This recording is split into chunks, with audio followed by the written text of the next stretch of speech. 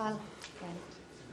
Well, hello everybody. Joe and I are going to present some of the findings from the community level research, which we undertook with Karen Lucas, who's sitting here in the front. Specifically the role of community-based social learning in stimulating energy and carbon reduction. I'll say a few words first about the context and the research methods, and then hand over to Joe, who will present some of the findings.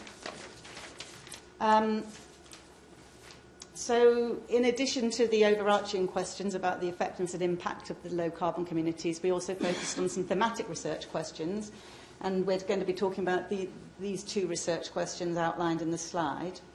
As Rajat said, the low-carbon communities' energy and carbon reductions are very important, but they're not the whole story. And basically, we wanted to investigate some of the communities' related social processes and outcomes that can sometimes seem less tangible, or at least more difficult to measure.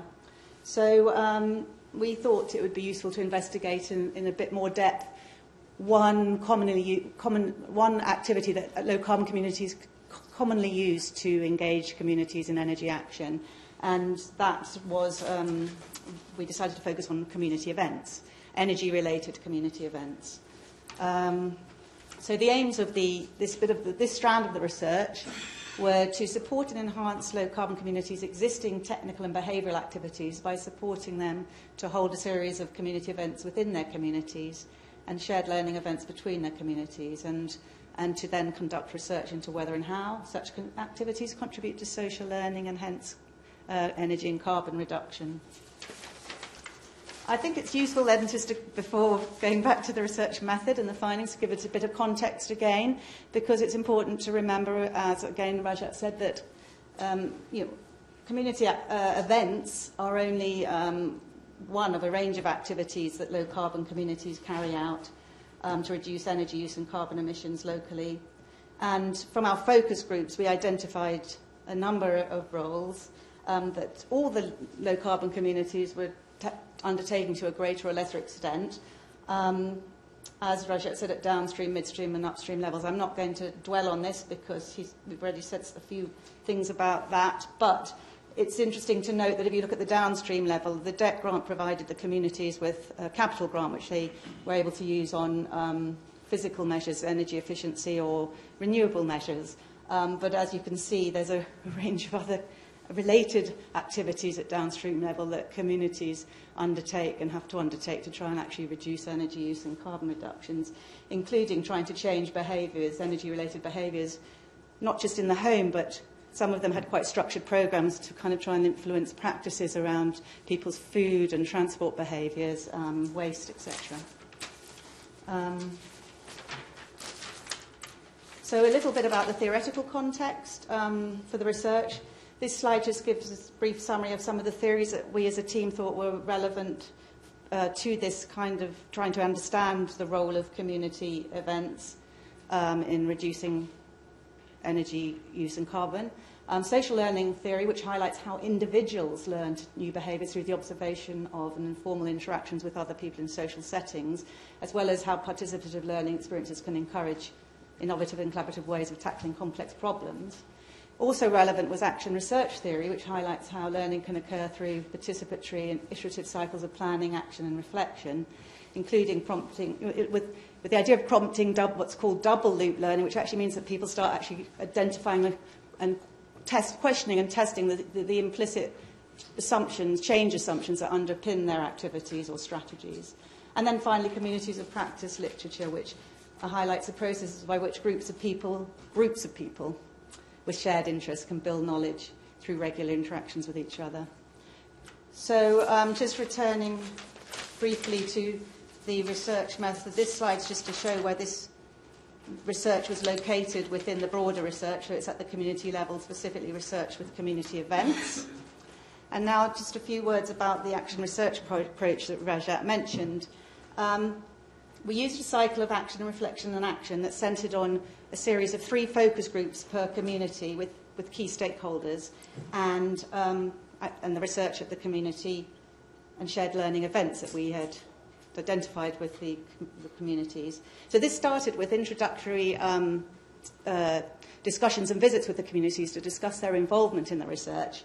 And then at the first focus group, we had some specific research aims, for example, to explore how the communities felt about what their identity was, the impact of debt funding, who was involved, not involved in the community activities. But we also used the focus group to then identify and plan ideas for the future community events, which we were going to then carry out subsequent research at. So at the second focus group, we again had some research aims, which we undertook, but we fed back the findings from the first focus group and from some of the research that was now happening at the community events, and again then planned future events. And finally, at the third focus group, we again had some specific research aims, but we also fed back the findings from the focus group to the community events and some of the household research, and also began to test out ideas and prioritise ideas for what would be useful in the toolkit for the communities. So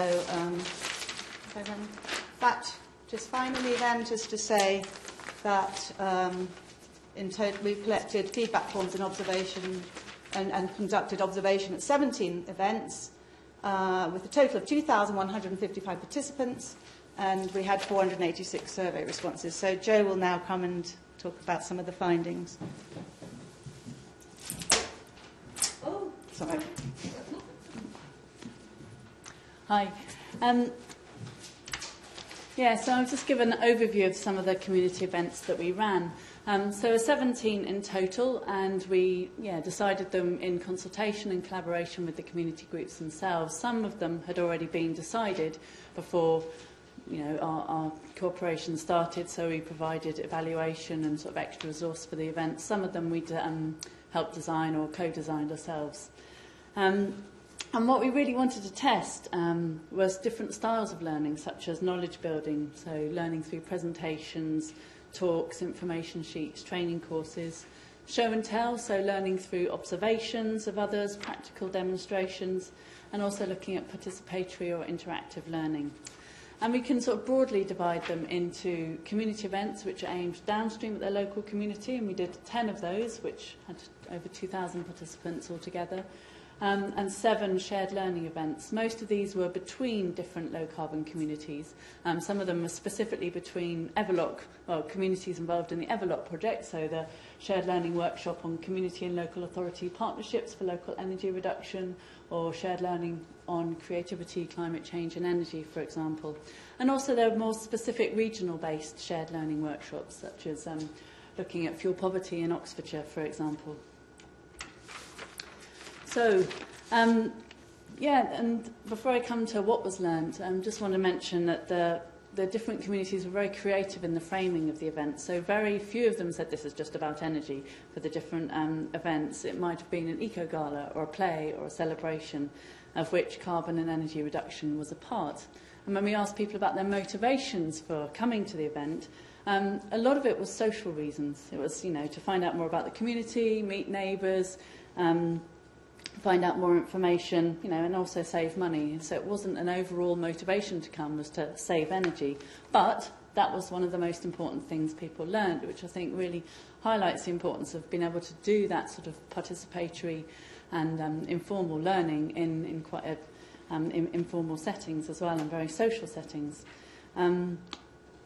A lot of people also learnt about the process of change as well, and linked to this, they understood that their actions were important, they mattered, they were part of a wider movement. I think having that sort of face-to-face physical demonstration that they are part of a wider community of action and practice on this, but other people in their community also felt similarly, and they could find out who to get information and help from. And very few people mentioned that saving money was the most important thing they learnt, but saving money did feature prominently in some of the learnings, but that really kind of depended on whether the events had been framed as, saving money per se.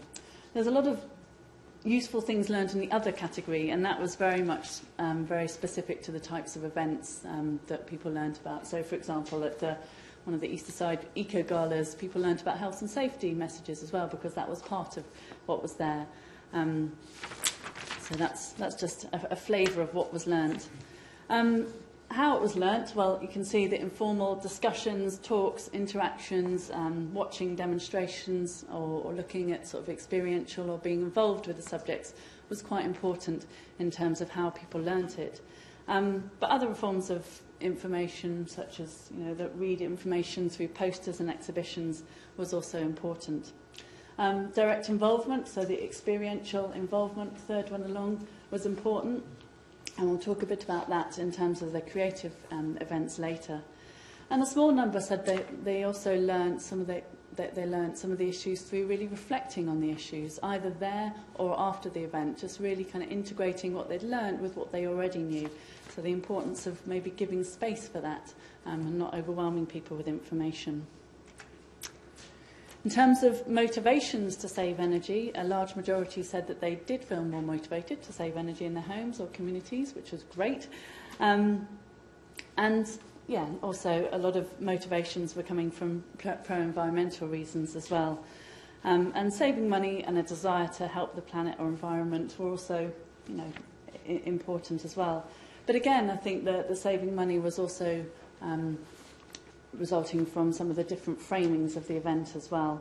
And some of the framings in similarly disadvantaged communities could equally have been, their motivation could have been pro-environmental because that's how the event was framed as well. So I think that's also important when there's a lot of information saying you need to communicate about saving money in certain types of communities. Say, well, that's not what our findings have said. There's a lot of pro-environmental and sort of very altruistic motivations that come out across in communities across the board as well. So we asked people's abilities and intentions to save energy at home, and a large majority said that the events had increased their ability to reduce household or community energy use, and that they intended to make more changes as a result of coming to the events. So that could be they've got more knowledge and ways, or the children will now agree to turn off lights when told and know the reason. It's really encouraging a wide variety of people to be skilled up and know and much more energy literate. And it's also the events have reinforced people's awareness and commitment. In terms of the types of action, again, a lot of household energy action people said that they would take after the event. And quite a few people were saying, yes, general pro-environmental action, and a lot of that really reflected the content of the actual events themselves. And I think the change processes, was mentioned across all events in terms of what people learn, regardless of the sort of demography.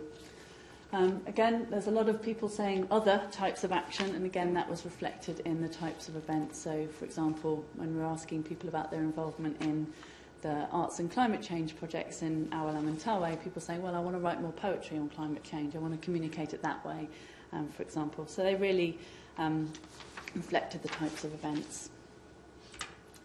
So some general findings just to sort of enhance what Rajat had mentioned earlier. So the community and shared learning events can really widen engagement and increase participation in energy issues and action across the communities. They really strengthen participants' motivation, capacity and conviction to act. It really let them know that they were part of a wider movement, their actions matter, and that was really important for those who identified or had an environmental identity and those who didn't. And I think that was very common feedback in some of the events. People said, well, it's just preaching to the converted. But there were a lot of other people who said, well, actually, I've held these beliefs, and this event helped me strengthen this belief. I now can put this into action. I've got the tools to put this into action. So, those already involved do need their motivation strengthening. Enabled people to learn about new technologies, behaviours, and how change can happen. I think that process of change, who can help make change happen at an individual and community level, was an important part of that learning. It can create a space and permission for conversations about energy and provide opportunity for individuals to develop a real publicly minded conversation about energy. We'll discuss that a little bit later with regards to the social network analysis. But I think it's important to recognise that a lot of people had various forms of environmental knowledge and awareness, but it's providing that opportunity for people to share it together.